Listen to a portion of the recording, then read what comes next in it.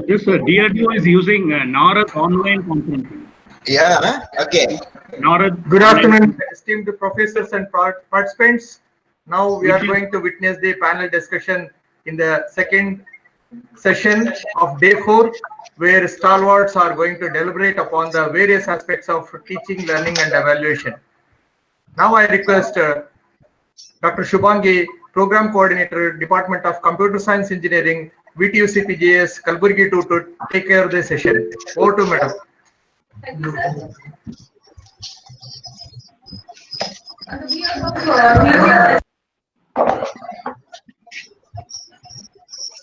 Madam, your voice is breaking. No, mic is off. Mute. You have muted your mic. Dr. Shubhangi, you just unmute. Yes.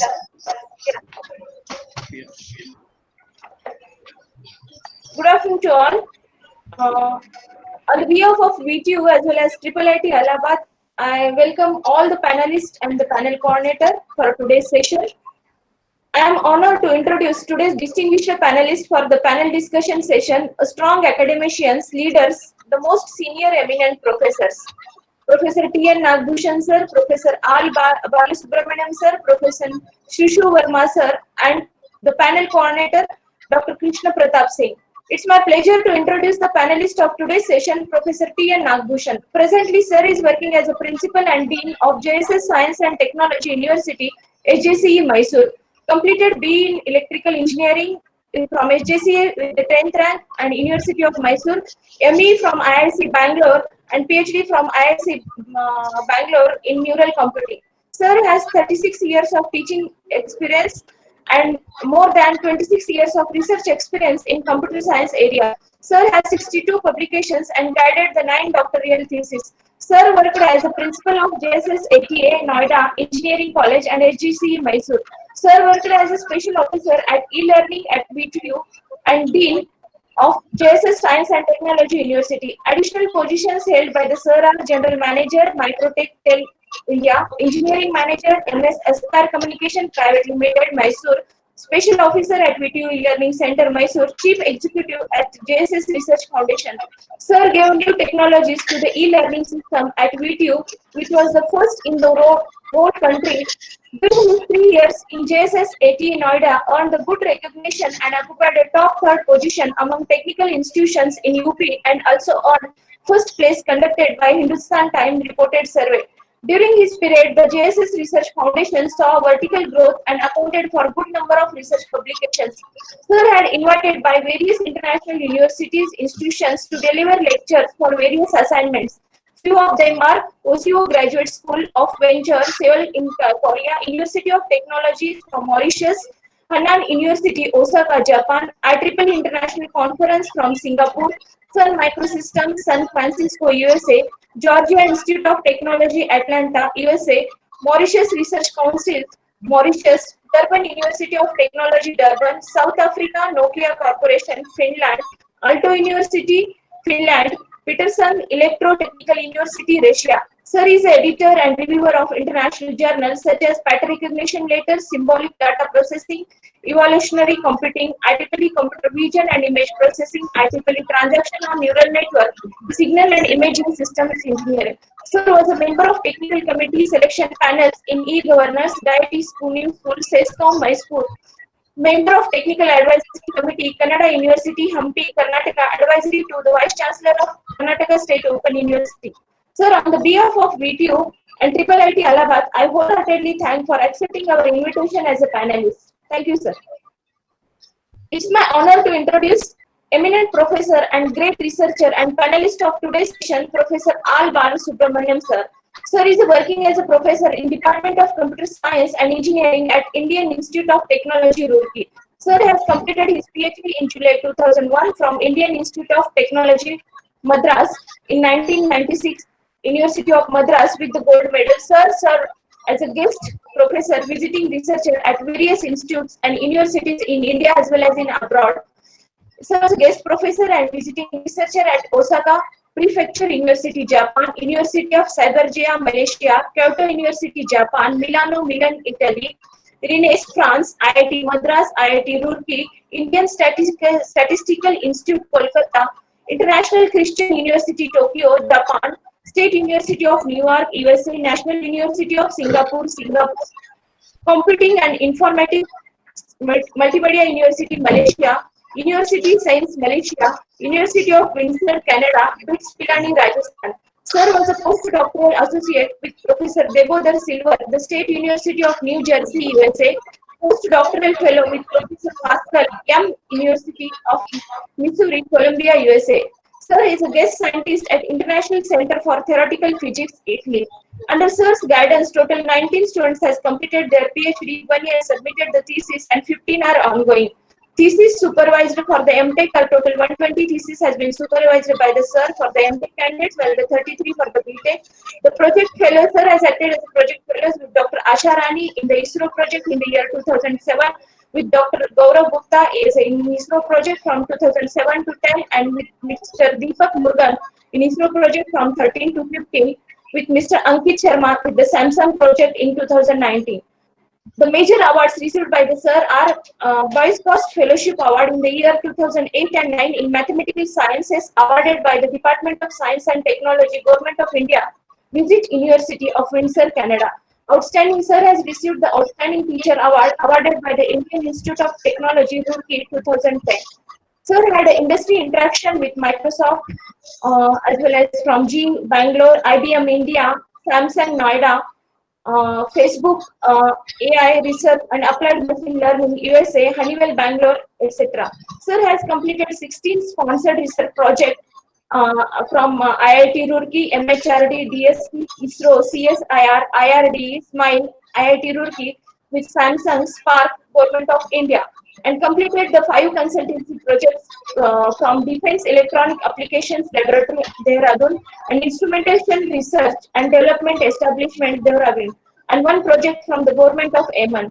Sir is expertise in computer vision, vision geometry, shape from shading, and optical flow problems. Sir published 112 papers in journals, 61 in conference papers, and 7 international book chapters. Few of the honors and awards recognition received by the Sir are received the first rank holder in BSc examination, gold medalist in MSc, and many more. Sir, on the behalf of VTU and IIIT Allahabad, I wholeheartedly thank you for accepting our invitation as a panelist. It's my pleasure to introduce one more eminent professor and panelist, Professor Shrishu Verma. Dr. Shrishu Verma, working as a professor at IIIT Allahabad. He is presently a registrar also at IIIT Allahabad. He has about 28 years of teaching experience and research. He has published excellent papers in international and national journals and conferences of repute. Is the author of 4 book chapters, supervised 8 PhDs, and 3 are in progress in the area of wireless sensor network and distributed sensing. Dr. Shrishu Verma has worked as a member of many national and international conferences of repute. Sir visited RAS Moscow, Dongju University, South Korea, AIT Bangkok, Thailand for various academic purposes in the area of wireless sensor network. He has been awarded Interested Visiting Professor from Dongju University, South Korea. His area of work includes wireless sensor network coverage, connectivity, sensor deployment, localization, wireless sensor statistical, routing, etc. Wi-Fi, WiMAX. He has also worked as a member of editorial board of various international journals. His areas of interest are intelligent sensor networks, wireless sensor networks, localization, geographical routing, and many more. Sir, on the behalf of VTU and IIIT Allahabad, I wholeheartedly thank you for accepting our invitation as a panelist. Thank you, sir. It's my privilege to introduce the panel coordinator of today's panel discussion, Dr. Krishna Pratap Singh. Sir is Associate Professor in Department of Information Technology at IIIT Allahabad, completed his PhD at IIT Roorkee in the year 2019. His area of specialization are machine learning and deep learning, transfer learning, differential privacy in machine learning, autoencoder, CNN, applications, natural language processing, and many more. Sir has received funded projects from Erasmus program of the Europe Union, from DST ICPS, and from IIT Allahabad. Sir received awards and fellowships from the CSIR JRF in the year 2004 and 7, CSIR RSRF from the year 2007 to 9 and GATE 2004. Sir had a total 17 journal publications and 14 conference publications. Sir, on the behalf of you and IIIT Allahabad, I wholeheartedly thank you for thanks for accepting our invitation as a panel coordinator for today's panel discussion. Thank you one and all. Over to Shambhuling, sir. Thank you, madam. Now I request panel coordinator Dr. Krishna Pratap Singh, Associate Professor, Department of IT, IIITA, for this session. Over to you, sir. Good afternoon to all of you. Good afternoon. Thank you, Dr. Shivangi, for introducing all the panel experts. And it's my pleasure to be the part of this session of panel discussion. And especially, I'm thankful to Professor P. Nagamusar to come and suggested this idea with us and VTU to go ahead this new issue of this teaching, learning, and evaluation. Though it's old age, and from the day history, we can see that these are the important part: how to teach, evaluate, and how we can create the society with knowledge. Now, the new education policy is also with the same theme.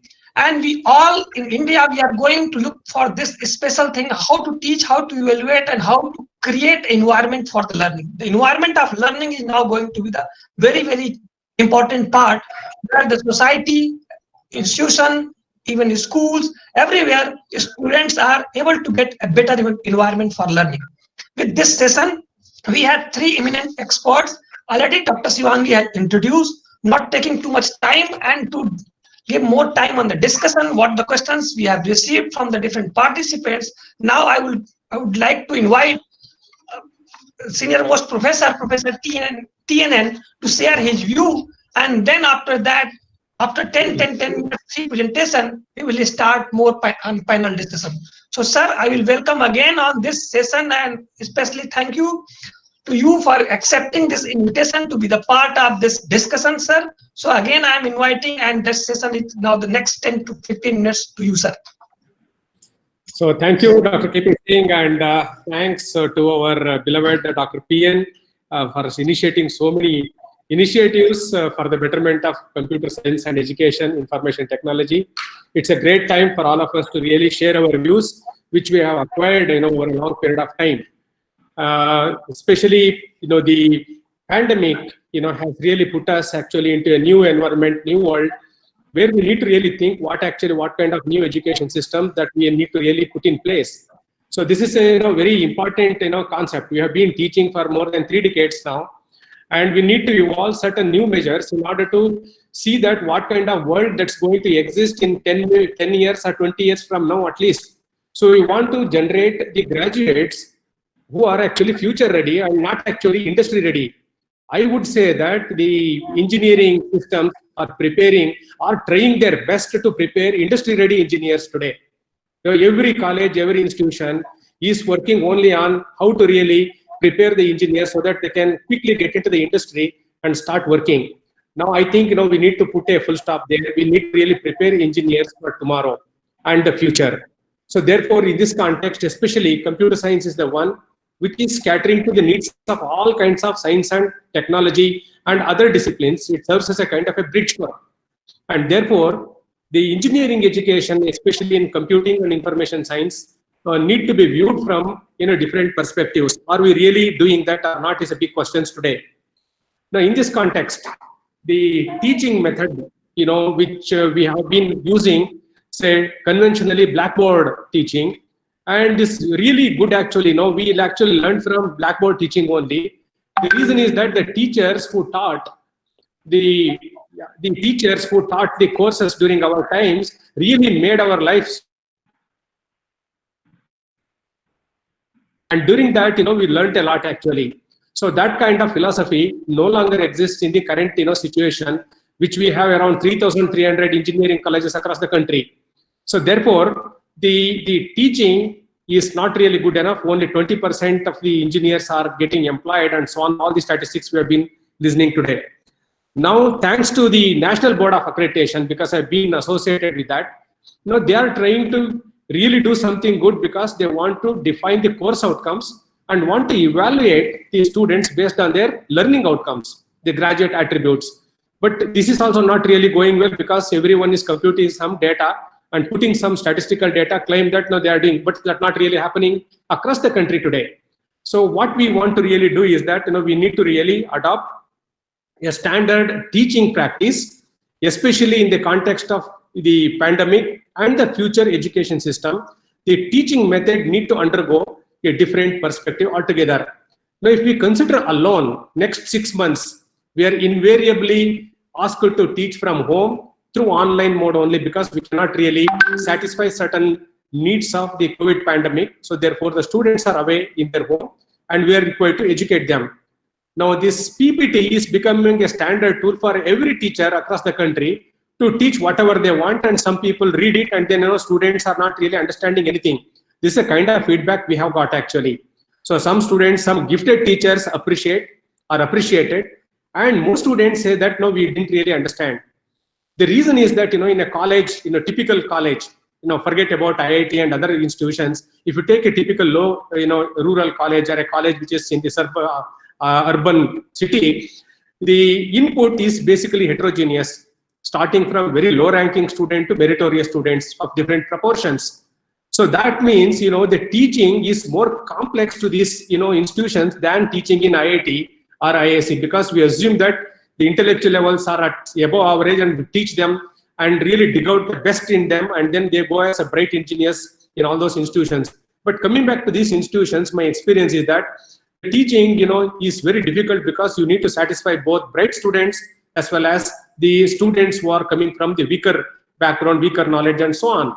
So therefore, how basically the teaching philosophy, any course that you would want to take in computer science, need to be very, very effectively tutored and presented, and only PPT is not really the solution. This is my first hypothesis.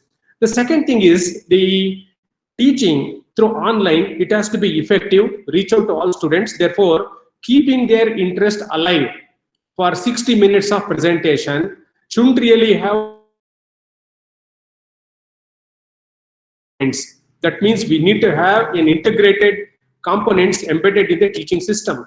So like means invariably I will not be able to do that with only one tool like a PPT, but rather I recommend the use of standard tools which are available today, like Blackboard or like Mobius learning platforms, where you have to look into the integration of the content that you would want to deliver in the way that you want to really prepare the student on your own way.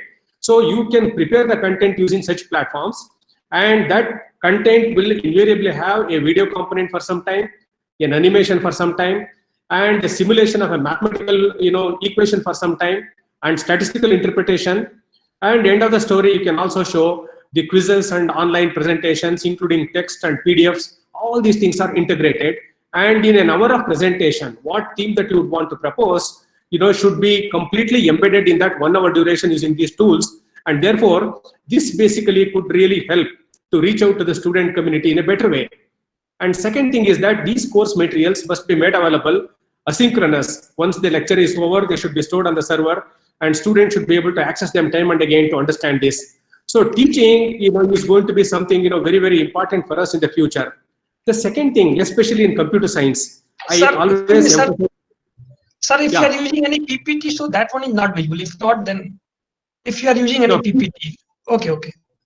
I didn't really prepare any PPT. Okay, that's fine. I thought so, sir, informed to you. Okay, sir. Yeah. PPT is not there, but I thought that I can present it. No, I thought so. That's why I am so.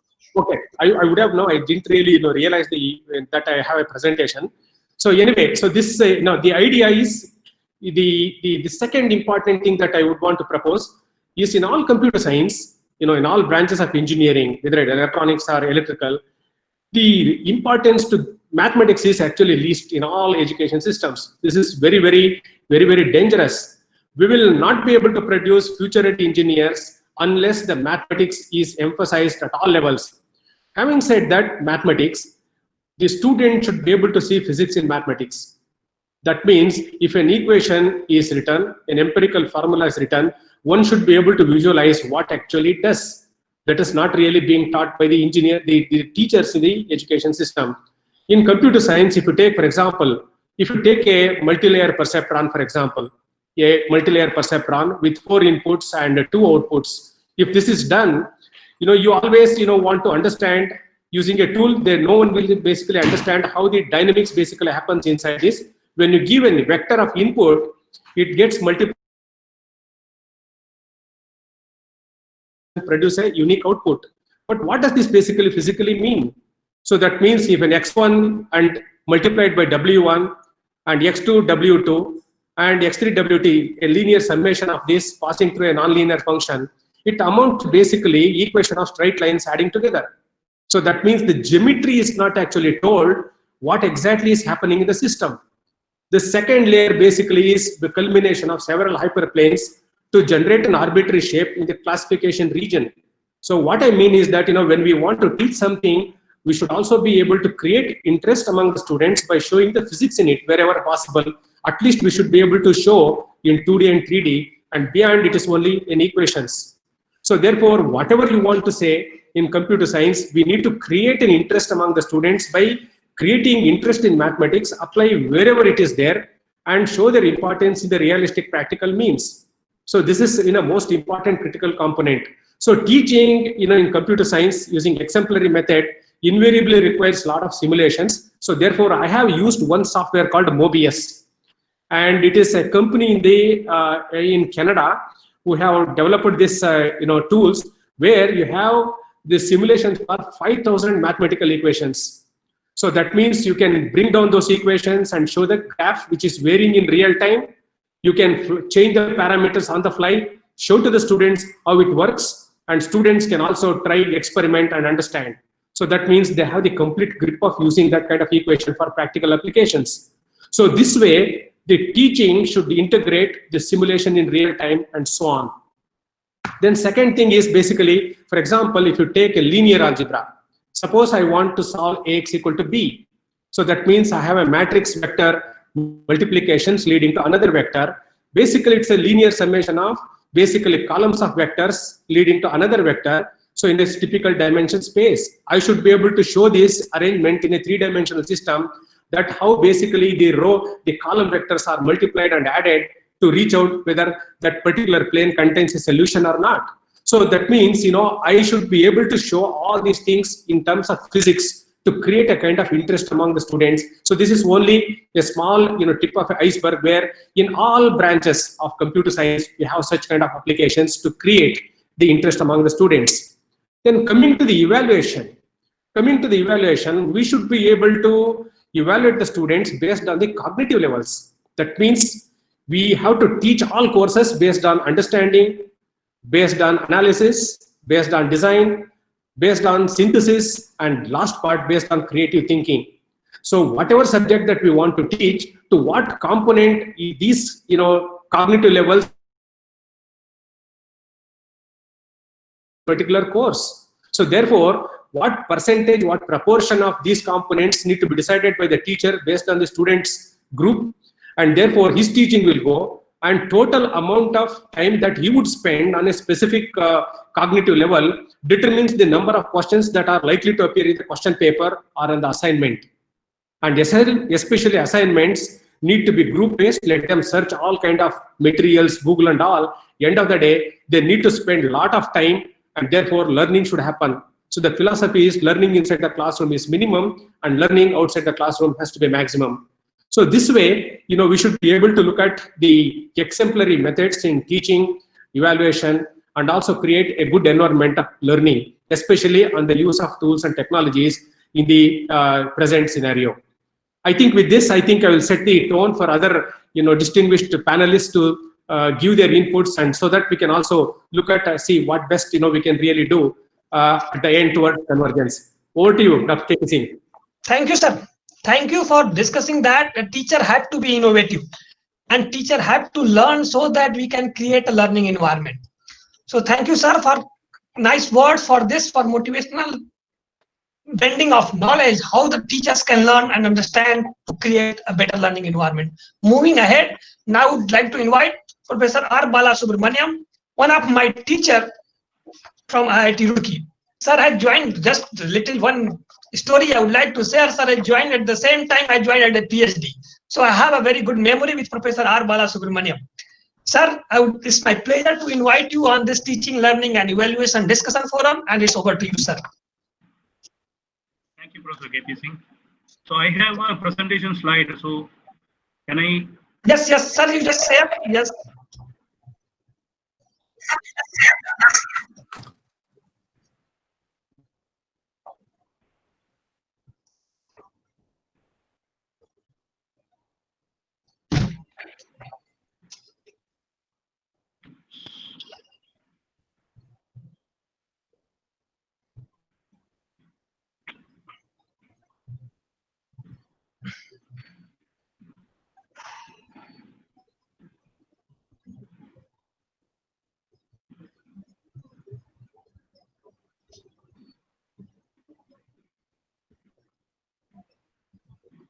Is it visible? Yes, sir. Yes, sir. So very good morning to all. I thank Professor Nagabhushan from IIIT Allahabad, as well as Professor Nagabhushan from Karnataka. Thank you, Professor KP Singh, Javed, and other colleagues. So in this presentation, I am going to talk about the exemplary practices in teaching, learning, and evaluation of courses in computer science and engineering. So I'm going to have my experience, what I have done in the last 16 years, what are the major courses I taught, and what are all the practices I followed.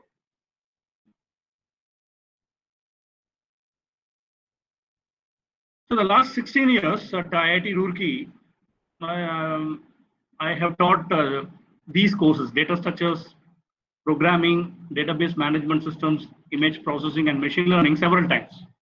Even Dr. KP Singh attended my data structures course.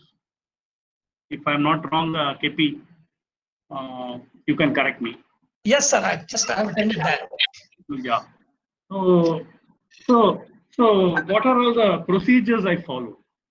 Right. So when you taught these kind of courses to the computer science students, right? I mean, you should not, as Professor Nagabhushan said that, 10 years back we have used the Blackboard, and then right, so we have to make the algorithm, and you have to write all the algorithm in the board, and you have to teach, right? So after some stage, right, the last 5 to 10 years even, we are adopting PowerPoint presentations, right? So how you are going from right the Blackboard presentation to the PowerPoint, right? So are you feeling innovative, right? So when you use the chalk, right? So whenever the mathematical expression comes, right, if you solve in the Blackboard, so you will find the enthusiasm. Whereas suppose you are teaching, let us say, the basic algorithm with the, let us say, the big O notation, time complexity, right? So if you look at the PPT and you see the function f of n is overtaking g of n, you will not find, right, very innovative where you draw this graph in the board, or where you are writing the mathematical expression to solve for the big O notation, right? So you can easily find the difference when you're teaching, right? So, but whatever be the case, how we are going to take into the student, right? Whether they are understanding, whether it is a Blackboard teaching or it is, let us say, the PPT. So, how far they are understanding, how far it is reaching. So, that is very important nuances of teaching, right? So this is what I said, the nuances of classroom teaching, right? So we should not restrict, right, only the board or PPTs, right? So we have to make the interest to the students, right? So for example, as even KP knows, I don't take attendance, even though we have 75% attendance restriction. I don't take attendance, but in the first lecture I used to say, right, this course will contain 3 surprise quizzes, right? So best 2 out of 3 I will take. So if you are a really good teacher,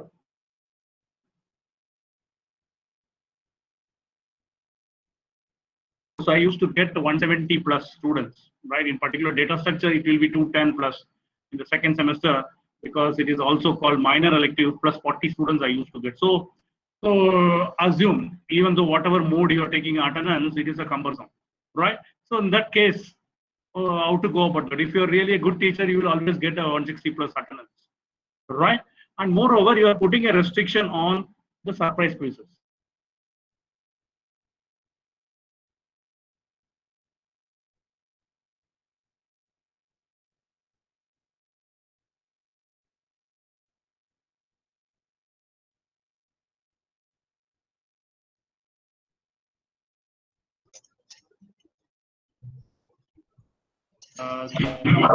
Right, they have to attend the class, or you have to put the strict rule, they may not like you.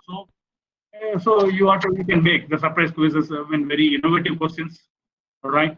So also, right, one has to make the quality assignments. I'll show some of the examples of the quality assignments. Also, the question paper should be the quality one, right? So in the systems like IIT, the 50% of the questions, right, everyone should answer. So that should be the spirit of a teacher, right? So you have to make sure that 50% of the question, everybody, that means, I mean, whatever they understood. So you know that as a teacher, you know that whether they understood the complete concept or not, right? So in fact, as Professor Nagabhushan said, the concepts like programming, the subjects like programming, it's very difficult to teach, because you can find a student who knows programming very well, and you can also find the moderate level students, right? So they know the syntax of the programming, maybe they are not good at the logic. And the third level, I mean, the students may not be knowing anything, right? So they may not be knowing anything. So how do you take care all these three kinds of students? So it is possible whenever you are teaching courses like programming, so it is possible, right? So we have to train them by giving quality assignments, and also the exams should have the quality question papers, right? So similarly, one has to encourage take home and open book, because now, right, in the pandemic situations, right, almost all the universities in India, right, we could not conduct exams. That is true for even IISc Bangalore or any IITs. We have not conducted the end-term exams. So what we have done, we have used the previous the exams or the assignments that we had given, right? So in case we are okay with the take home, right? So for example, if you would have given, right, 1 or 2 take home exams during this January to March, because the pandemic started in India more in March, right? So if you would have given some take home exams, that would have been used for the evaluating them, all right? So also you have to think of giving mini projects in your course.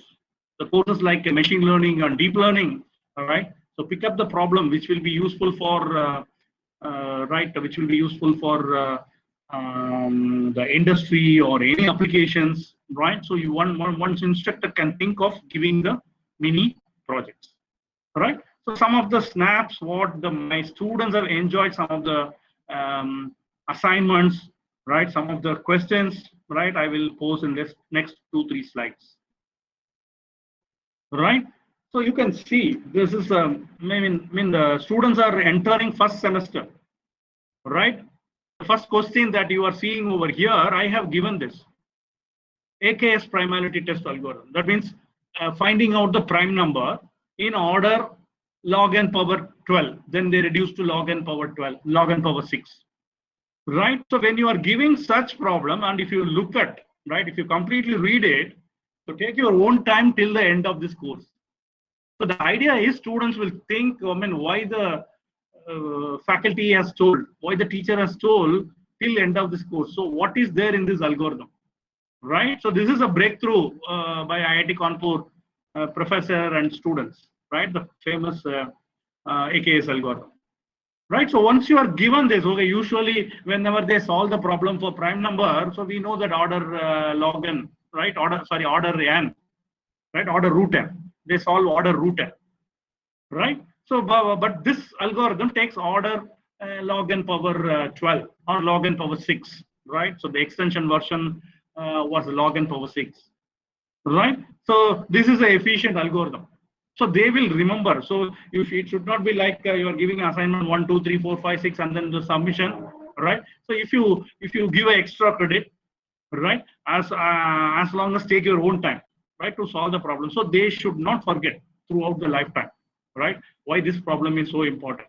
And similarly, the next assignment, the second assignment, the Straussian matrix multiplication, right? So we all know that suppose you are given n cross n matrix, right? Both A and B are n cross n matrix, and I am asking you to solve for the problem of matrix multiplication, right? So we know that the complexity is the usual complexity is order n cube, right? So what is the special in this problem? It is order n power log 7, right, which is less than n cube, right? So students won't forget. So throughout their life, in fact, they won't forget. It's not only about the course. So this is the idea. So your assignment should not be like a usual, right, solving the 1, 2, 3, 4, 5, 6, 7, and then submission and then go, right? So one has to think. All the faculties have to think of the quality assignment problems, right? So similarly, some of the interesting questions you can give, right? So, are there any participants from the student side? Maybe. No, sir. No, it's all faculty. All faculty. Okay, all okay. Fine. Because I can ask them to think. Okay, suppose, right? For example, if you're these are the questions. Okay, right? Appreciated from my student side. All right. So, for example, you are giving a sequence like this 1, 7, 2, 9, and then 8, 9, 11, something like that. So initially, right, it's very difficult to make out, right, what exactly is happening in the sequence. So one has to generate the sequence in the exam, right? So for example, in this case, the first 4 numbers are fixed, right? 1729, which is a famous Ramanujan number, right? So I start with 1729. Then what they have to do, this is a fixed number. Then they have to add 1 plus 7, 8, 7 plus 2, 9, 2 plus 9, 11, 9 plus 8, 17, and so on, right? So similarly, the problems, I'll come back to that question. And similarly, the problems like usually the swapping 2 numbers, which is a very popular question. And then you might have seen the question, swap 2 numbers without using temporary variable, right? So yes, if I say without using temporary variable, the students start using the arithmetic operator, and you should not use arithmetic operators also, right? So if you restrict so many things, the problem becomes slightly hard, right? So the system like IIT, right? So you have to make who are the A+ students. That means the 10 out of 10 students, right? Who will be getting a 10 out of 10 kind of. So as I said, the 50% of the question should be solved by all the students, and then we have to think of, so because in the grading system, so you have to always make sure that who are the toppers, right? So for these kind of exams, right? So for these kind of students, you have to determine who are the toppers and the next 10, 9, 8, 7, etc. Right? So these questions are very much useful. And the third question is the program to generate a subset of a set, right? The mathematical set. Assume that 1, 2, 3 is a set. They have to generate the subset like 1, 2, empty set, 1, 2, 3, right? 1, 2, 1, 3, like a 8 set. This is just an example. Imagine n is a general number, right? So these are all some of the famous questions, right? In fact, the BTech students appreciated during my the teaching. So in fact, you can see more assignments questions in the following website. This is my website, and you can go through, and then the faculties can prepare the questions like this. So in order to show only the standard question, so you can think of, right? You have to go 50%, then 70% will be answered by above average students, 80%. Then you yourself can decide. So this will be really useful, right? The pandemic situations kind of, right? So how to evaluate, right? So if you would have done cleverly in the midterm, right? Because last semester we had that midterm component, right? So if you would have done cleverly, this will be useful, right? Even without conducting any final exam, is it possible to grade them?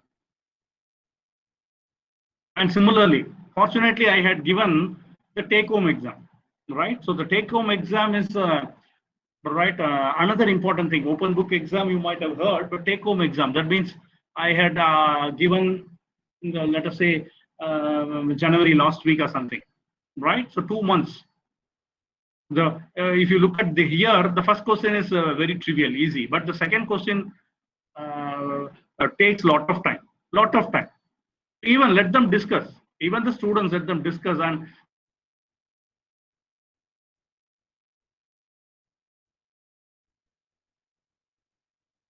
right, and then give a take-home exam. For example, this component was helpful for me to evaluate the students during this pandemic situation.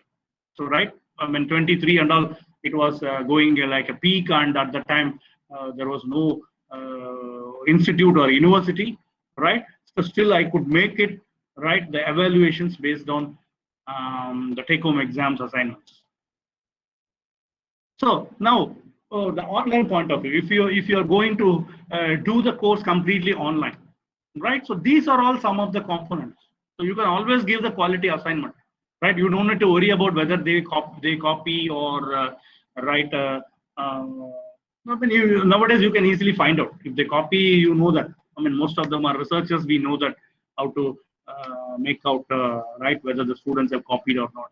So you have to give a benefit of doubt. So you have to set the question accordingly, and then right, it is always possible to evaluate even without any examinations,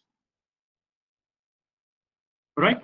Also, the teaching methodology of machine learning and deep learning, right? So I talked about the basic courses.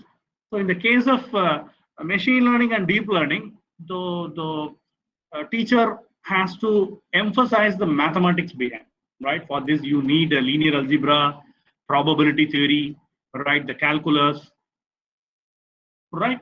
And yeah, as I said, the basic linear algebra, you might be knowing all this eigenvalue, eigenvectors, because they all play a vital role. And the deep learning point of view, much mathematics is not right defined, and you can think of what is going on, hidden layers, right? So can we make out some mathematics out of it? Can we use some partial differential equation, and so on? So mathematics is playing a vital role. One has to teach the courses like machine learning and deep learning. Also, you can give a mini project, right?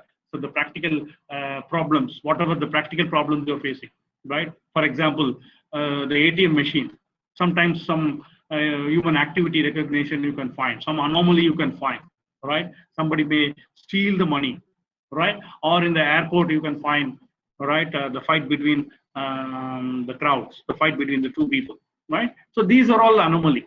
So you can take some similar sort of problems like this, and then you can give to your students, right? So maybe they can see the latest papers, and the latest paper, if you also agree, I mean, they can implement, and then if it is really applicable, right, whether it is for your campus or your state or your country, right? So that the mini project will also be really good. So also whenever you're teaching this course, right, it's better to show the simulation. Sometimes, right, the mathematics part is very hard, right? Particularly for the engineering students. If you teach this course only with the help of mathematics, I mean, it is very difficult to write what you really want to convey, right? So some simulation.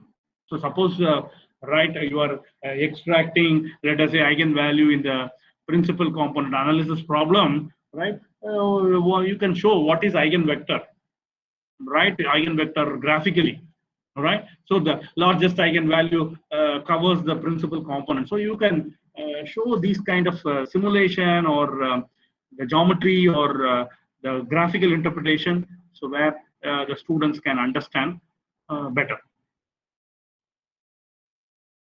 right? Based on my teaching and the research area that I'm recently working on, right, the machine learning. So these are all some of the research areas my PhD students are working, right? Data deduplication over cloud, 3D image reconstruction, video summarization. So video summarization, partly we use machine learning and deep learning. Activity and action recognition, we are using machine learning. Dynamic texture recognition, privacy preserving cloud computing, right? Medical imaging, emotional artificial intelligence. So one of the core area, and VLSI based image processing and robo trajectory planning. All right, I can take some of your questions during the panel discussion, and I acknowledge some of the funding agencies where we are getting right the money from DRDO, CRB, DAITI, IIT Roorkee Smile. We did a project for Samsung, and thank you very much. I could thank you in Canada also. Thank you, sir. Thank you. Yeah. So, sir have highlighted that the importance of creation of a good assignment during the pandemic and non-pandemic, even in the regular teaching. These good assignments are going to create a better learning environment. So, moving ahead, many questions we will discuss during the discussion, and I'm also requesting all the participants, if they have the current running questions, they may send through this chat box, which I will take during the panel discussion. So if you have any question to this specific domain, also you can write in that, which I will discuss. So moving ahead, now I would like to invite our colleague and Professor Shishu Verma. What I can say about the Shishu Verma sir is one of the most humble and kind professor which you can meet and understand. And then we can infer that as a teacher, a teacher have to have a quality of what we have in that we have observed within the Professor Shishu Verma. Very kind, very humble, and always ready to help anybody which is going to approach. So, sir, it's my pleasure to invite you on this panel discussion session to present first 10 to 12 minutes your view, and then we'll go to the next discussion mode. Sir, welcome to you on this session.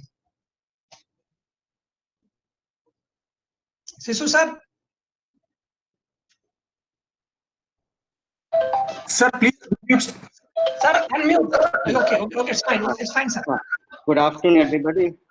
So, let's sir, PPT you can share. Yes. Yes, just let me share. Yes.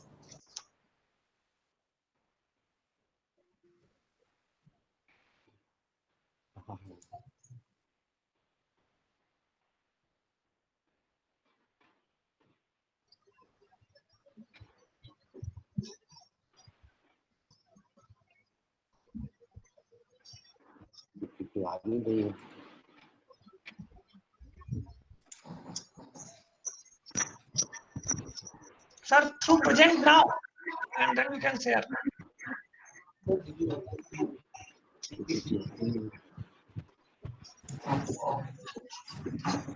Sir, at the bottom of the screen, right side, you have an option present now.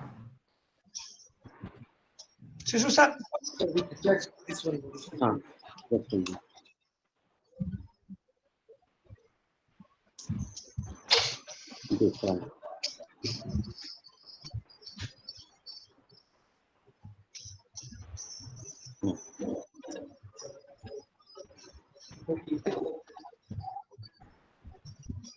Window. Not coming. Yes.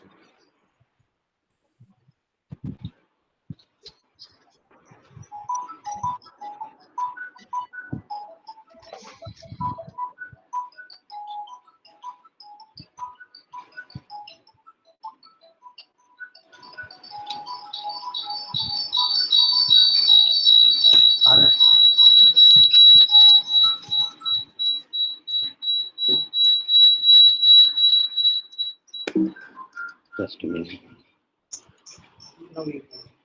Yes, I can start it.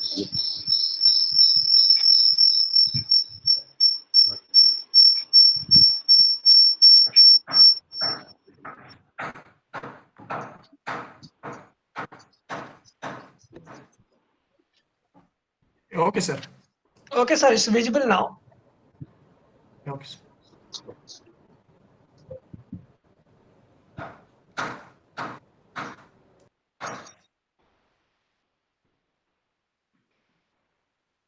KP, you muted your mic. Yes. Sir, it's visible now. So you may start. Shishu sir.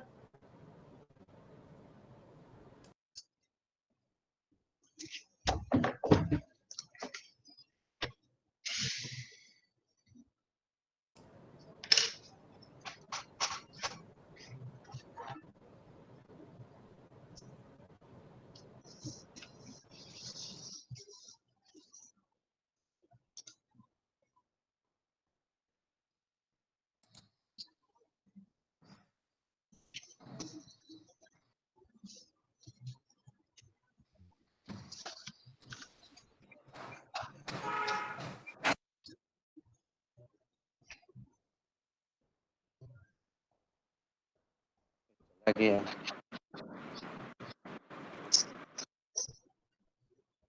Yes. Hello. Yes, sir. Yes. Slide में आ रहे हैं.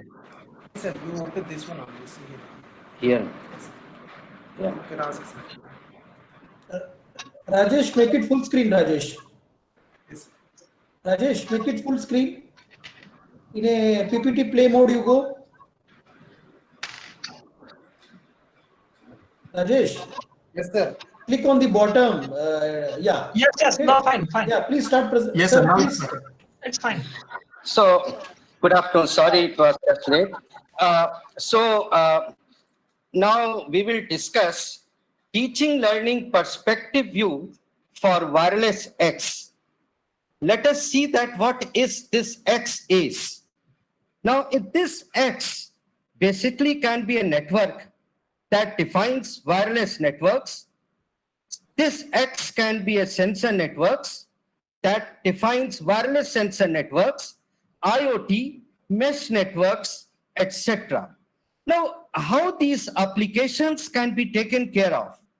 The applications are basically based on the monitoring, control, and the tracking. Once we go on this, how do we understand the concept of the sensor network? A new beginner that enters with the sensor network starts understanding with that pyro models.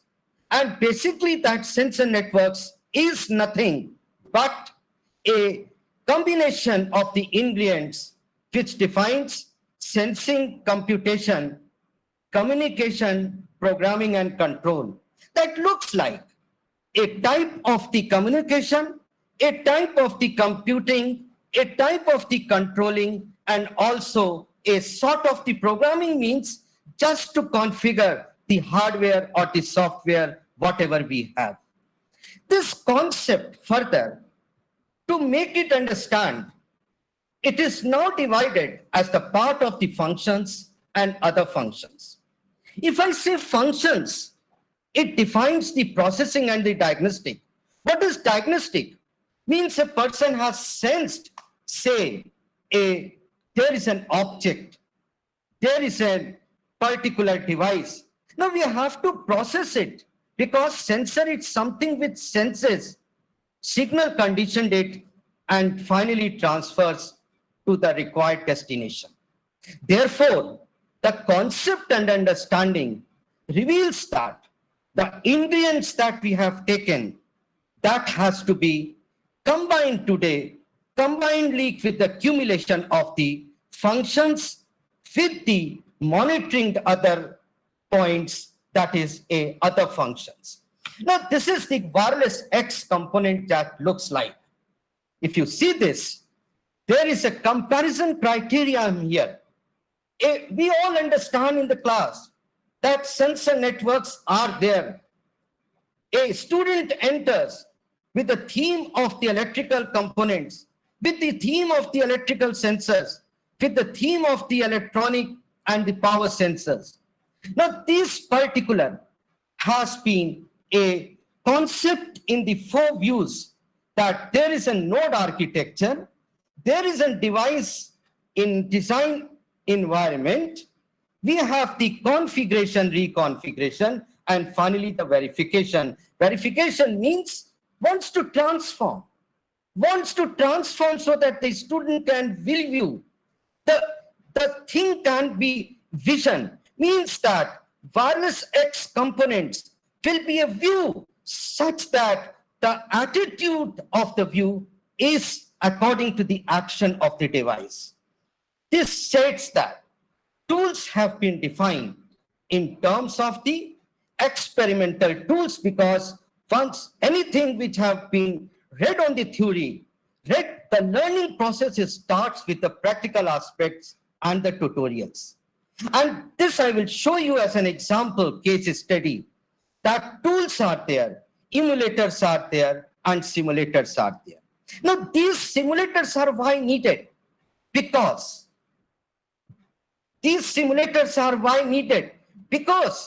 the design has to be virtually recognized.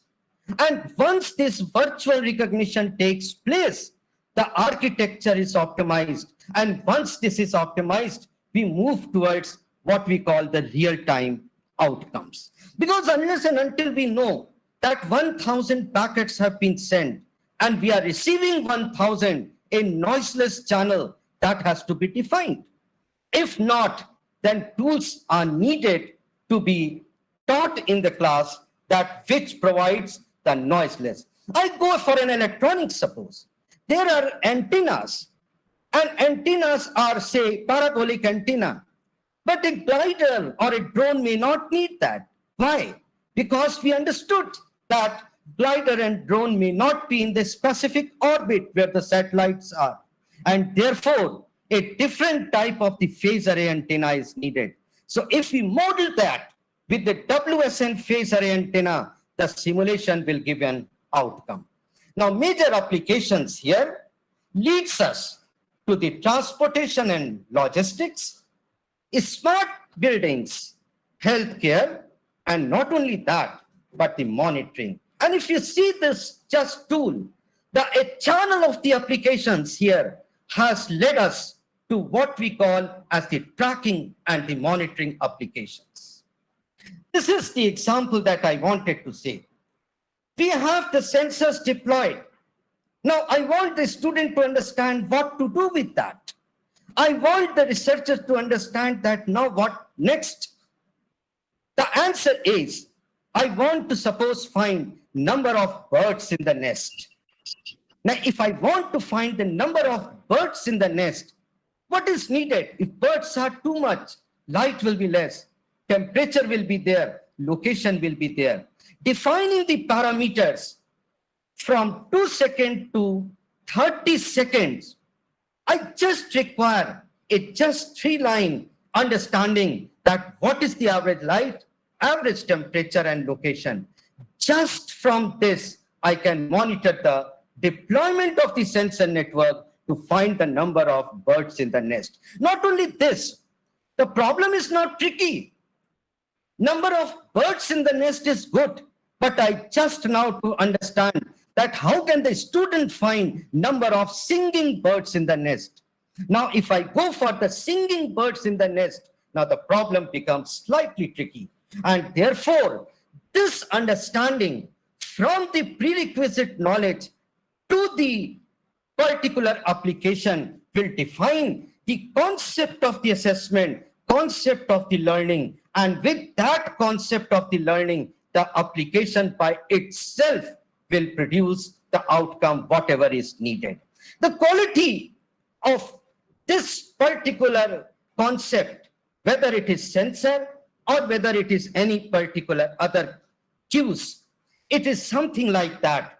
It reveals content in terms of the learning management system. It reveals reflections, social emotional, evaluation and assessment, dialectic questioning, and not only this, a type of the Wikipedia is needed to understand from where it has been started.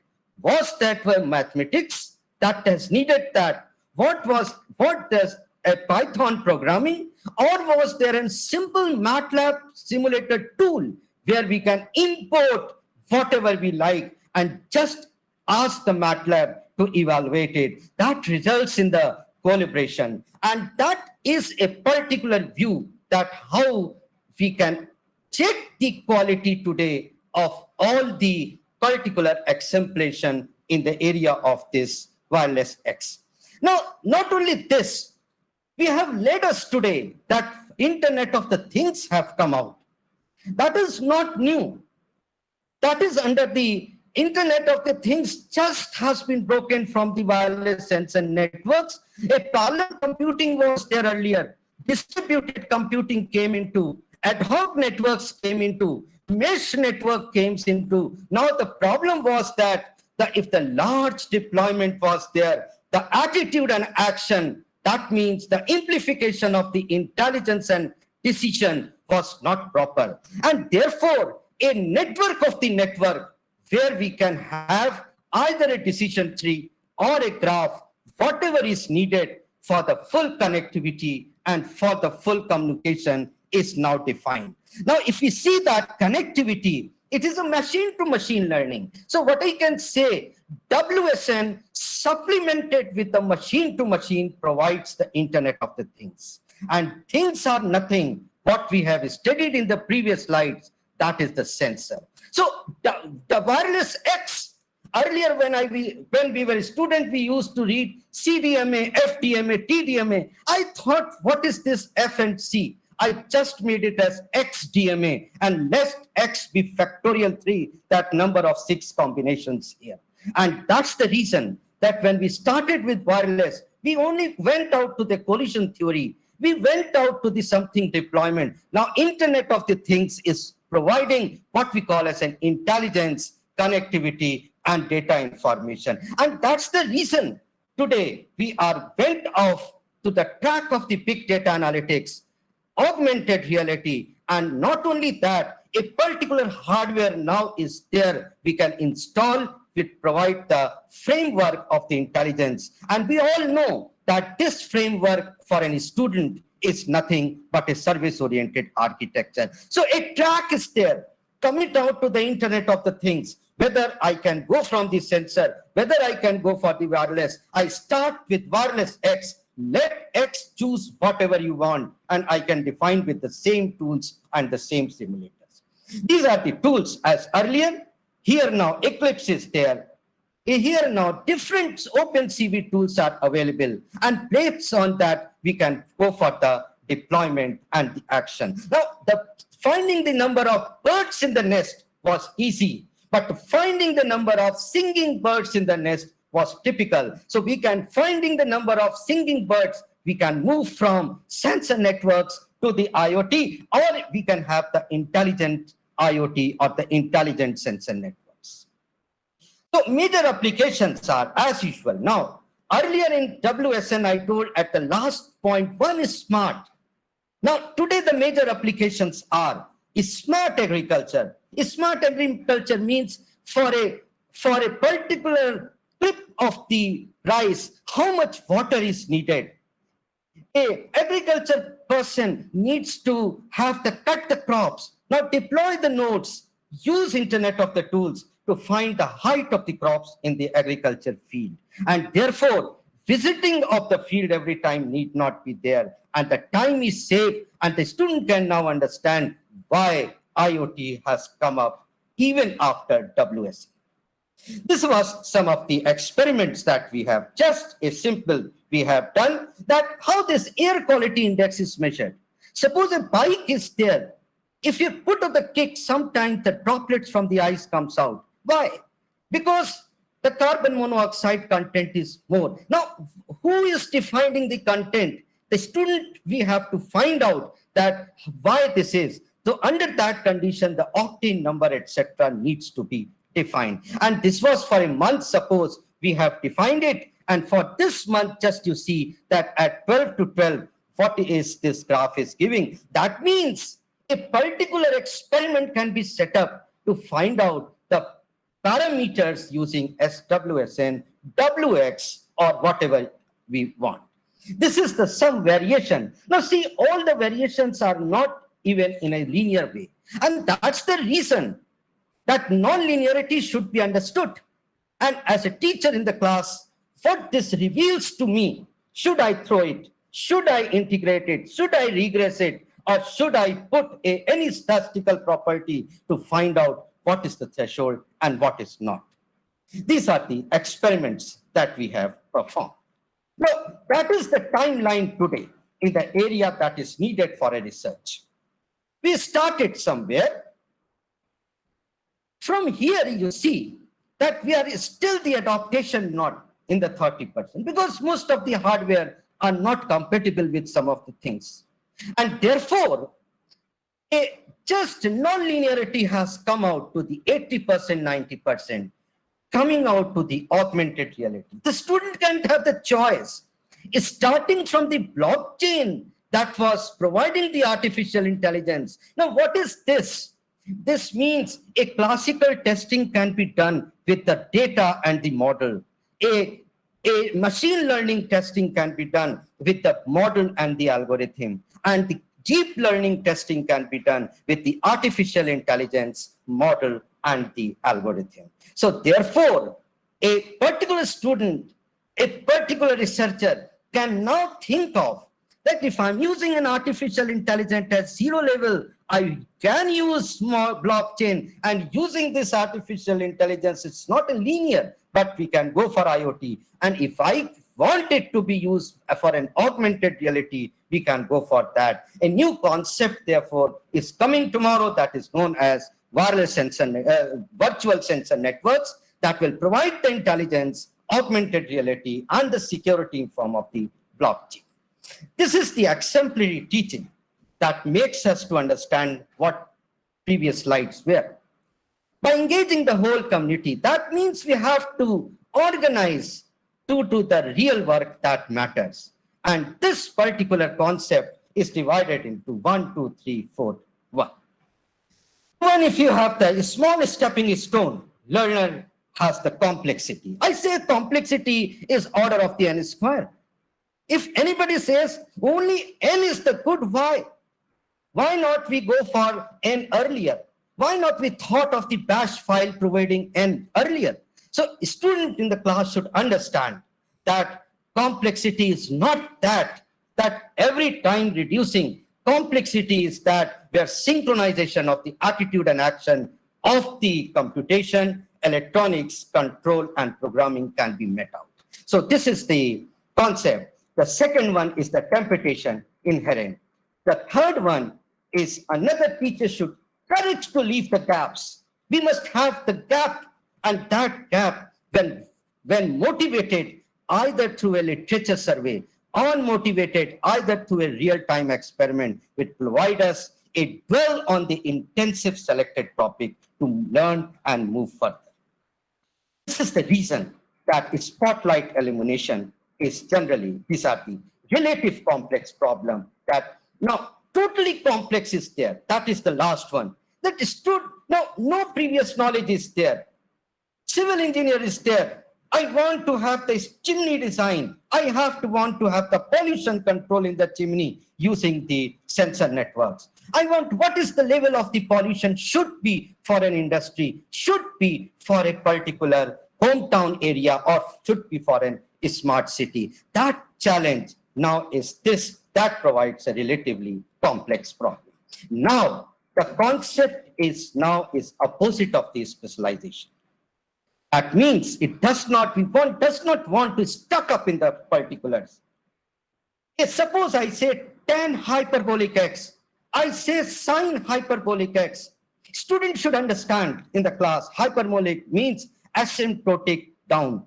What does it practically understand? That gradient will not be there. Under that condition, how the intensification of the area will be there, how the platforms can be defined, that needs to be understood.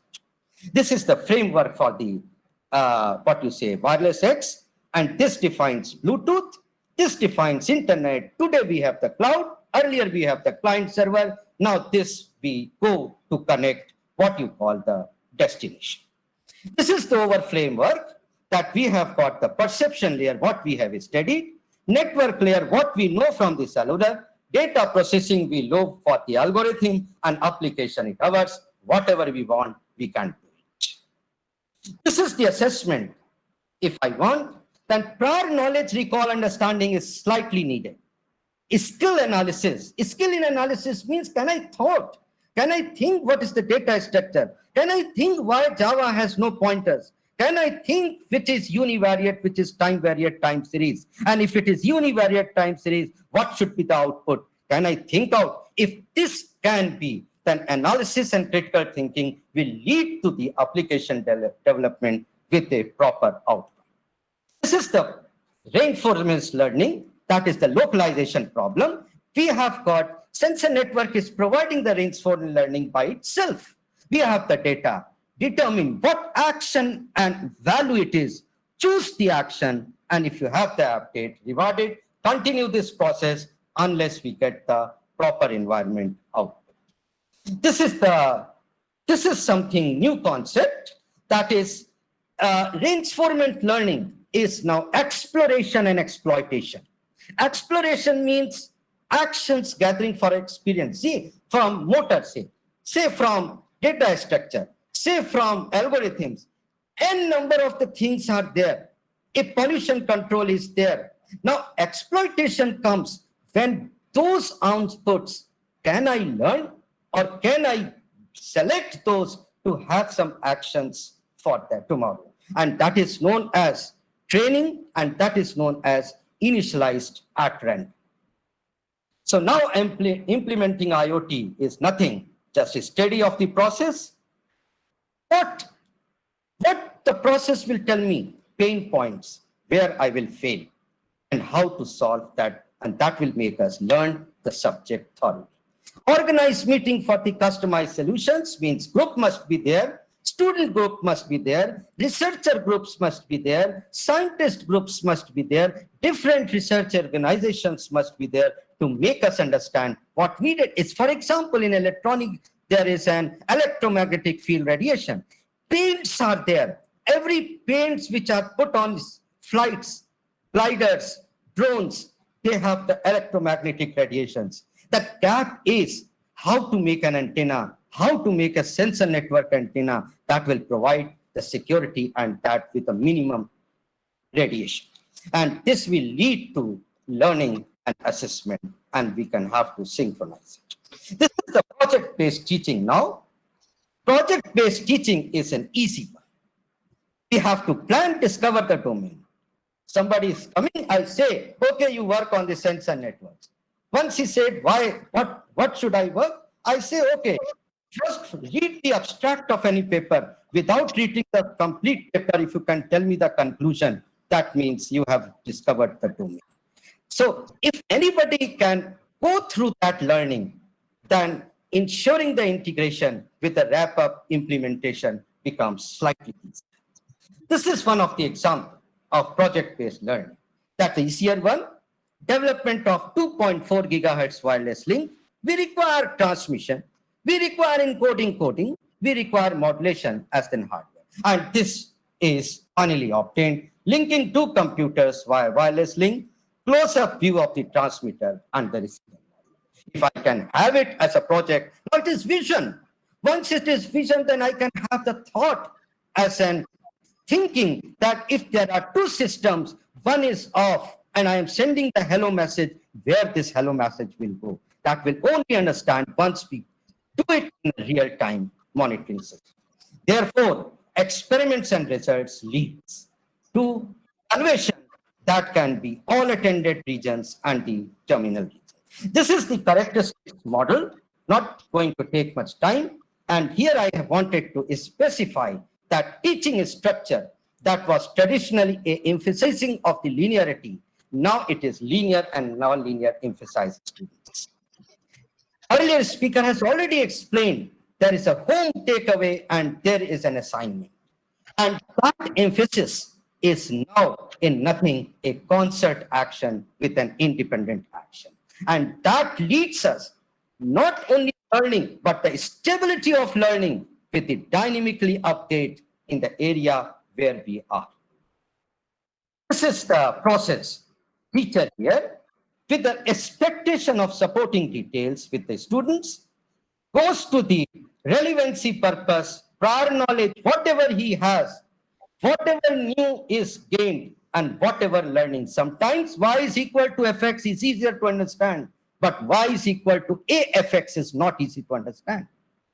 And for example, I share a basic theory that we have got all known Ohm's law. V is equal to IR. Now, Ohms has said voltage to be V, resistance to be R, but why not he has said that current to be C?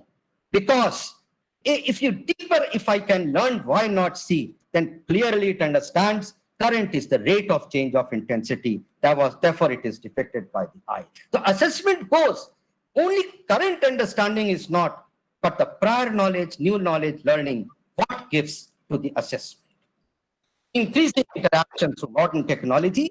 Today we have the presentation that is available in many areas, student feedback, lecture evaluation, and student evaluation. This is the Through technology, we have got the server, we have got all access points and the student slideshow and teacher that is going.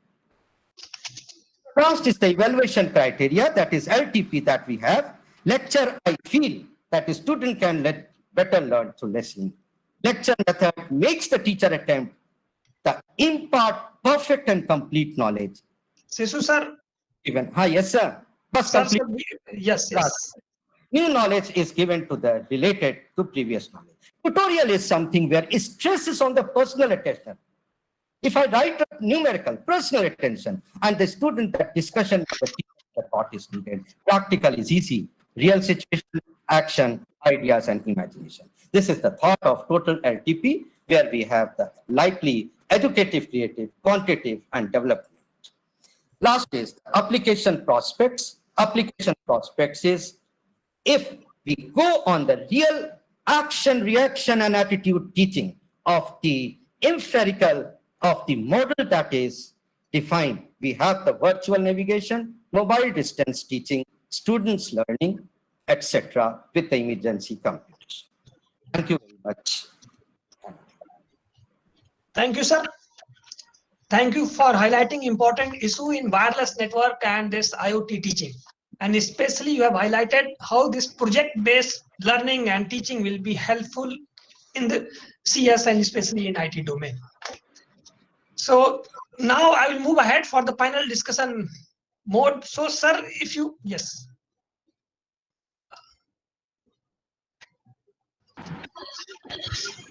Yes. So moving ahead, I have one question. I have divided this whole domain in 3 parts, where I will take the question. One is related to teaching, another one is that evaluation, and then how we can measure the learning outcome. So the first thing the questions which I have noted down from all the participants was they had the questions, and little bit just I have added my feeling also in that. So first one is related to teaching part. Especially you all have the experience minimum 20 years to 40 years, you all. From the board teaching to the PowerPoint teaching, and now many things are available online in the IT era. Most of the materials, especially in the computer science, are available on the internet. As a new teacher, if I am a new teacher, what is challenging for me is that every students are seeing that how your lecture is equivalent to that YouTube available lectures, what you are teaching. And if I'm a new teacher, it becomes, it's for me, it's again a learning how I can cope up with this and give a better lecture. So sir, starting with Tiran sir, if you share your own experience on this, how a new teacher can start during this IT era especially to make effective teaching, where he can interact with the students, where he can motivate students so that it will be helpful for a new teacher. So sir, it's up to you. Tiran sir, please. Yeah, very nice question actually. See, how to really create interest using all new technologies here in the context of the present situation. And also in this, yes sir, also in the video lectures are available, many, so a teacher is now. True. Yes. Very true. So the most important, see, if you have listened to the previous talks given by the senior professors here, it's really one of the finest talks that we have heard actually a short while ago from Bhaskaramaniyam and Professor Shirish. And all these people have shared their knowledge actually, getting into the roots of the students' mind. So really get into the minds of the students and see how they can enhance their cognitive abilities.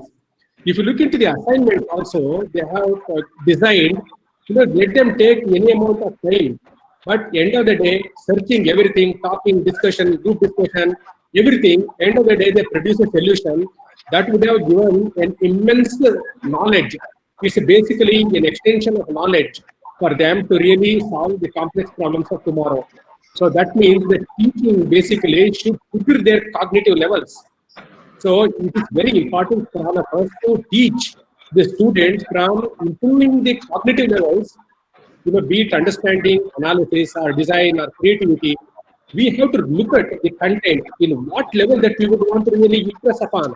This is very critical.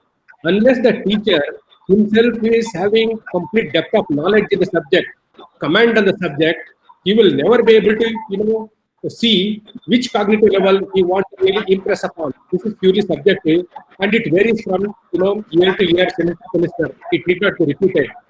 So therefore, the tools basically comes handy here. For example, if you take an equation, for example, I'll just take one equation here. So just one small presentation I have. Can I? Yes, just pick, sir. We can.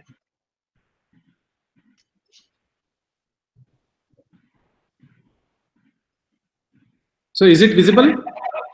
No, sir, not right now. Okay, 1 second. Sir, at the bottom of the screen, you have an option present now. Yeah, I clicked it. You will be finding 3 options, sir. Your entire screen. Select your entire screen. Yeah. Then you can see your own image. Click on that and click on share button, sir. Yeah. Share button is there. Sir, share button should turn to blue color. It's not doing. I will do it once. It will happen only when you click on the image which is available on that window, sir. Yeah. The entire screen.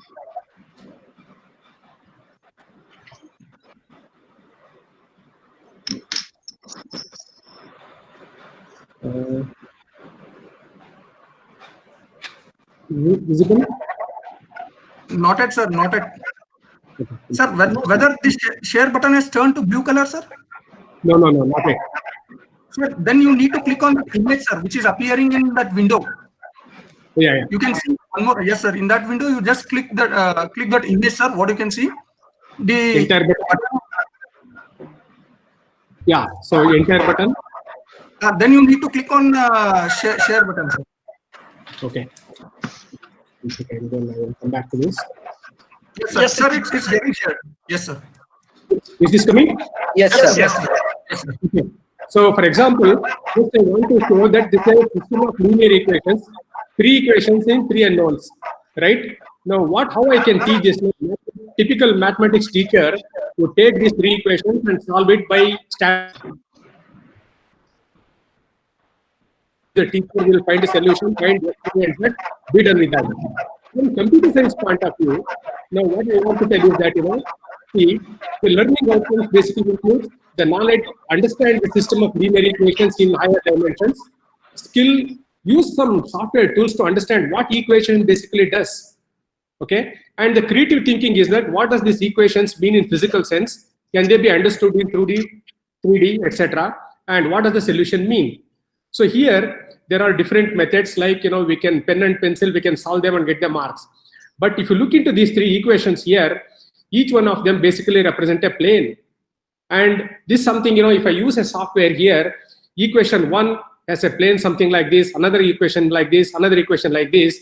The possibility of solving these equations ends up when all the 3 planes intersect, I will get a point, and that's the B vector B1, B2, B3 for me, for which XYZ should be equal to. And there could be a possibility where the solution is basically all the planes are touched at one single point, and this basically gives me a line which leads to infinite solutions. The other possibility could be, for example, all the planes are parallel and there could be no solution.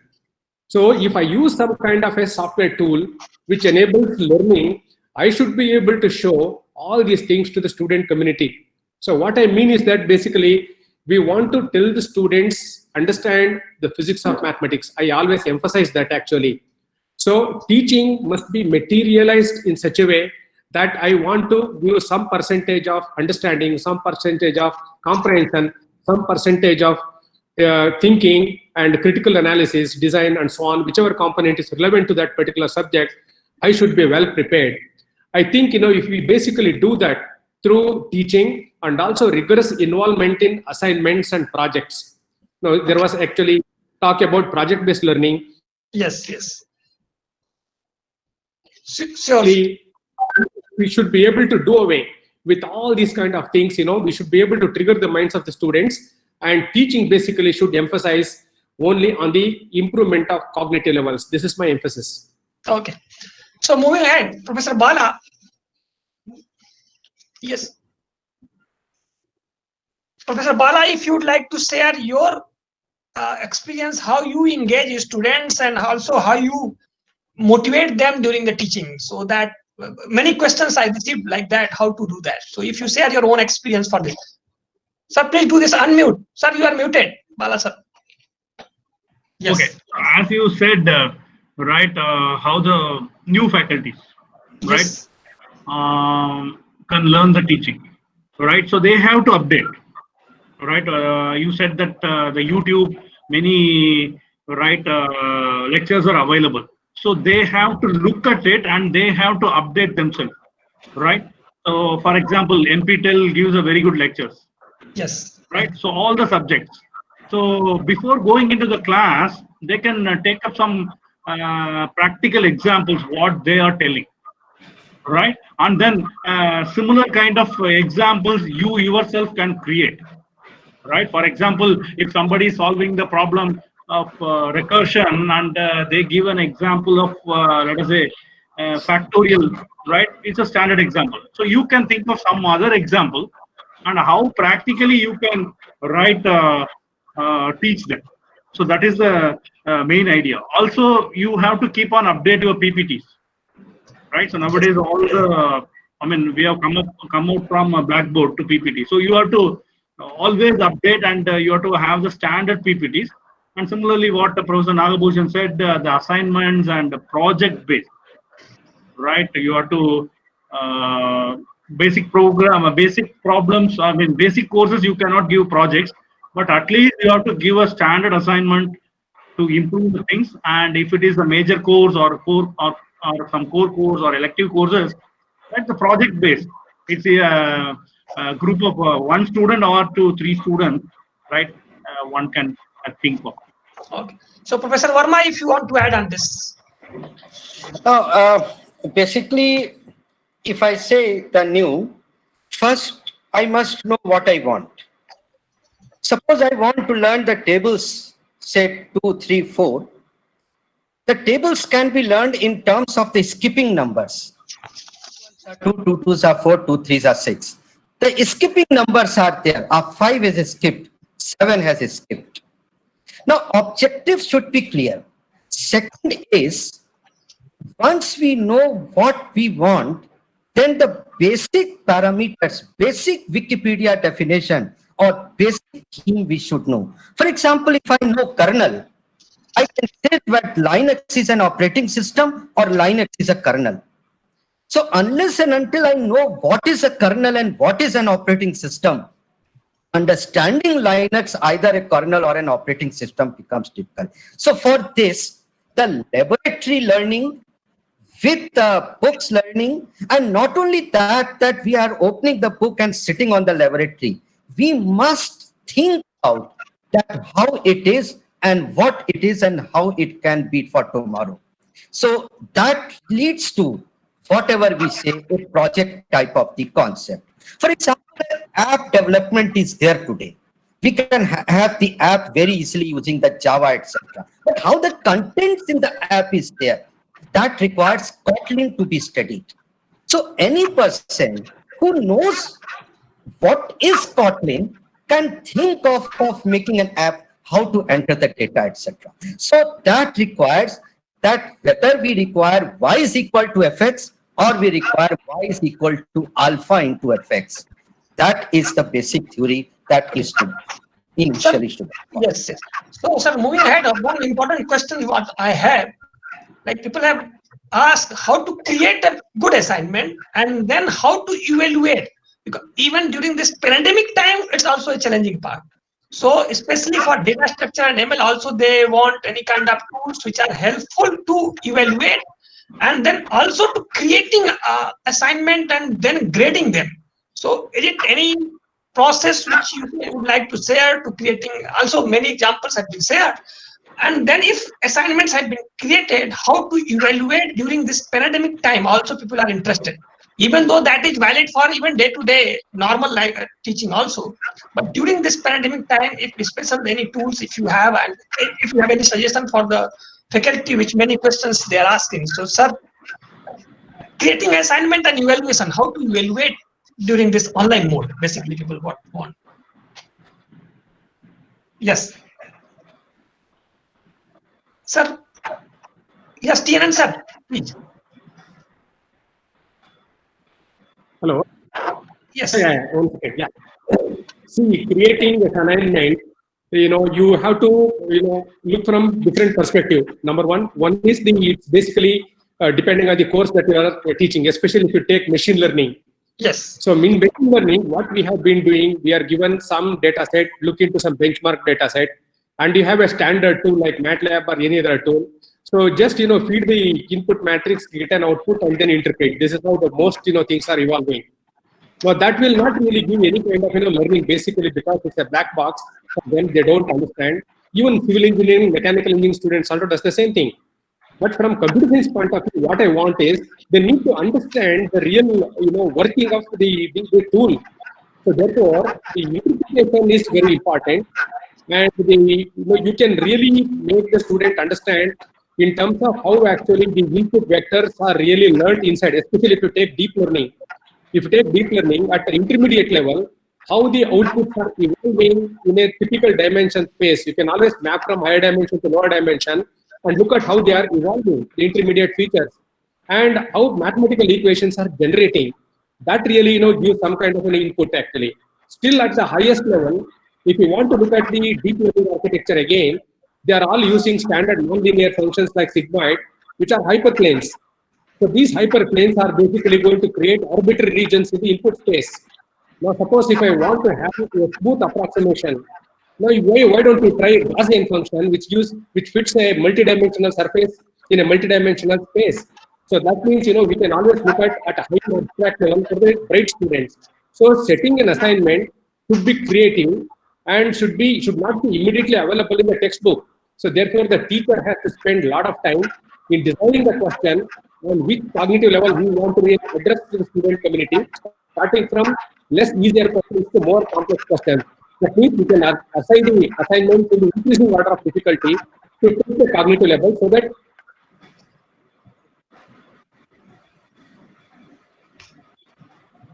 what do you keep focusing? Yes. So Bala sir, if you would like to add on this.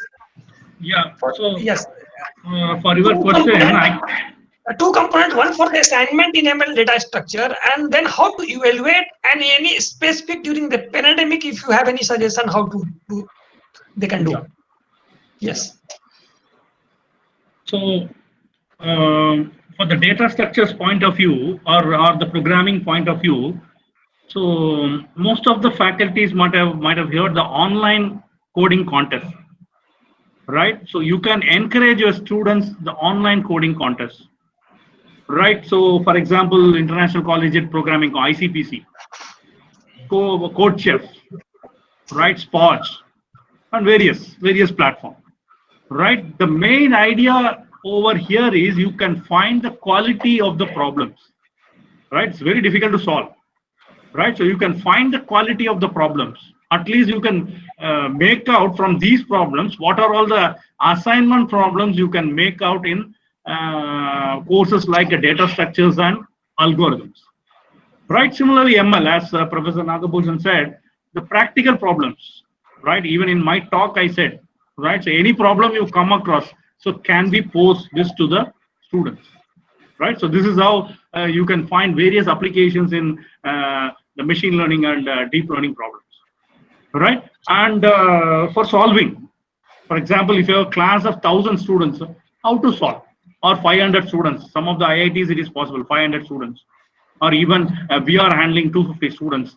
I hope most of the faculties know the open source learning platform called Moodle, MOODLE, Moodle, right? So it automatically, right, evaluates the assignments and even the examination sheets. I mean, if you are giving an answer, it is like NLP, right? So I mean, you can note down the platform called Moodle, MOODLE, right? So if the number of students are very vast, so it automatically evaluates. But I mean, during this pandemic situation, assume that you are giving 100 marks question paper and everything is online, right? In another few days, we cannot see the monitor like 24/7. It is very difficult, first 6 months of pandemic, yes, it is possible we can conduct the courses or the panel discussion like this. After some stage, imagine another 6 months or even 1 year. So we cannot keep on watching the monitor, and suppose you are evaluating, let us say, 200 or 250 students, it is a cumbersome job. So in this process, right, the Moodle, right, which is called as an open source learning platform, which will be useful to evaluate the assignments or even the answer sheets. I hope my answer is very clear. Yes, sir. Thank you. So this Moodle, another platform, will be helpful. Even just I would like to share, in the last semester, I used Hackathon for the data structure course, and where the people can use also for that one, where you can runtime, you can evaluate the programs, and you will give the feedback to the students where the problem is, what they have copied and pasted from somewhere. So that will be possible on the Hackathon also. So Sir Sishu sir, if you want to add the same thing for the wireless network and IoT, how to design for such courses, what kind of evaluation a teacher can do? See, first of all, in these, the assignment should be something that a student should be attracted to solve the assignment. And the student will only be attracted once the learning is very strong. And learning will come out, as our colleagues have said, sirs have said, through number of the hackathon projects, etc., etc. Now, in sensor networks, if I want to go for the assignments, the first assignment I will say, just sense the temperature of the room. Temperature of the room is being sensed. I will ask that just send it to another laboratory. If that can be done, the first step is okay, sensing and communication. Second step will come out to the conditioning part. And in this way, finally, it will end up to a tougher assignment, how to deploy the nodes such that the parking level vacancy can be understood correctly. So it takes a prior knowledge, because it will just think out that how to develop something. Because assignment, if I say just draw a straight line and just tell me what it tells us, a straight line tells us many things. That's okay. Equal thing. Yes, sir. So, sir, what I can say that a teacher had to be a learning teacher, where he had to learn every time so that he can create the learning environment with the students. Right. Yes. So, moving ahead, because we are talking about the teaching and we are also talking about the research. In your experience, if you can share how this research is helping in the teaching, and how a teaching research will be helpful to create a better learning environment with the students also. So, sir, just start with the Professor Tien, and again, how this research is important for every faculty for the better teaching environment and create a better learning environment for the students, and also for the teaching in the classroom. Okay. Sorry. So this is a very fundamental requirement for any teacher. So when that the stepping stone, or the very first step, is that he must be a progressive researcher. Yes. Without involving in research, one cannot really expect by reading something in the class, in the textbook, and presenting and disseminating some knowledge will not really contribute to the development of future-ready engineers. So therefore, they are actually connected together. It's a connected graph. I must be definitely on the move, and I must update on myself. I must sit on the tree and see that my branch, incrementally grows through continuous interactions with my research team, and therefore I am contributing to delta X, growth in the branch I am sitting, all together. Over a period of time, I need to evolve. I need to know what is happening around me across the world in the specific area, so that I should be able to create future generation engineers, so that they should be able to address all complex unknown problems of tomorrow. So therefore, research is an integral part. Having said that, the research that I am doing must be ethically correct. That I want to stress that ethics, because many research papers are coming, which are dubious conferences are there. We need to stop such, paid journals and dubious conferences, publications, etc. So ethical research is very important, and I must be definitely determined what I would want to really do in next 10 years and 20 years of research in my time, so that what kind of students or researchers that I am producing, which are going to contribute to the society by way of their teaching or research in various industries. So research is very important, and through research, it is possible to design innovative assignments. There is a talk on the assignment. Assignment cannot be overnight innovative. I have actually set, I used to set question paper for UPSC. For setting one multiple choice question, I have taken 6 hours to 8 hours. Then your students must be able to answer that question. I should train them. So by setting only big questions, it will not really provide any great leadership or teachership there. So therefore, research is an integral part, and I must be a great teacher, and I must be a knowledgeable teacher. And there is a saying ultimately, no question is a bad question and no answer is a bad answer. The teacher should have that kind of pride, right? So therefore, this is a very significant, and all the teaching community who are addressing or watching this should really understand that they must be truthfully great researchers to generate future-ready engineers. Sure, sir, sure. So for a learning teacher, the research is one of the important concepts. They have to involve in the research so that they can learn and create the knowledge and they can share with the students. So Bala sir, if you want to add your research and this help in the teaching so that the new faculty will be motivated from that. Yeah.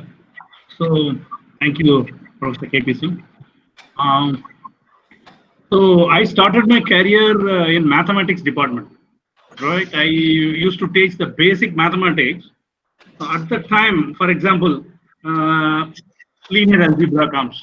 Right, I asked what are talked about the solving 3 equations, 3 unknowns. Okay, I will solve just like that. Right. Similarly, the differentiability, continuity. Right, solve it. Right, and eigenvalue, eigenvector problem. Similarly, when I teach programming, 1D array, 2D array. Right. So later, when I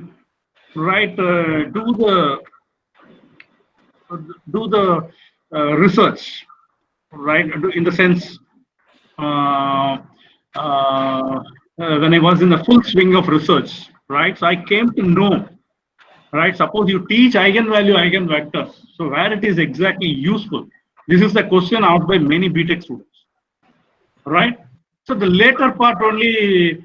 We started applying principal component analysis, right? The principal component analysis, you need eigenvalue, eigenvectors, or when you have a singular value decomposition, you need eigenvalue, eigenvectors. How exactly this is useful?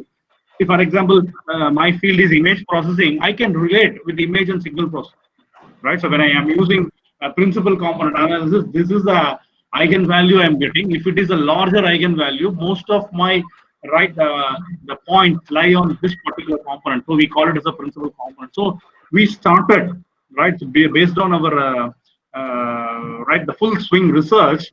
We got some of the points where we can tell the application to the student. Similarly, when you teach a programming language, 1-dimensional array and 2-dimensional array, right? So when you are starting, obviously you don't know the application, the initial part of your career.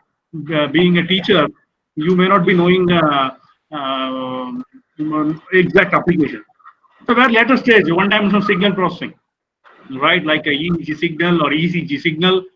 So you can tell the students a ECG signal, which is a 1-dimensional, where you are taking a data, so which it is applicable over there. Similarly, 2-dimensional data, image processing.